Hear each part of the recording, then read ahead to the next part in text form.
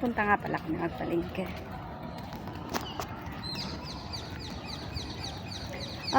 Taktaka ak lang. Apay, PTHK. Apay, awan nga tati. Uy, wala kaya silang lang record ng terminations. Dagijay, yung mga employer na nagte-terminate. Para, or wala rin sila kayang law na kapag nakarami na sila ng na-terminate, kumbaga umabot na ng 20 katao or 10 katao sa isang taon, na sana hindi na sila pwedeng kumuha ng helper nila. Kasi kawawa naman yung mga di ba? Kawawa naman yung mga, lalo na ngayon gumagastos na sila sa papunta doon. Wala nang placement fee. Hindi na mahal. Mas malaki na yung sahod, pero syempre nagbabayad na sila sa pagpunta.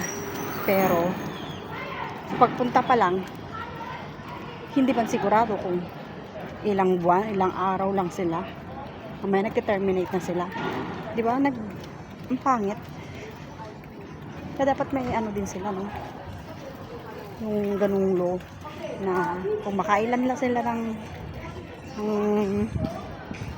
na-terminate sa isang taon, dapat hindi na sila pwedeng kumuha.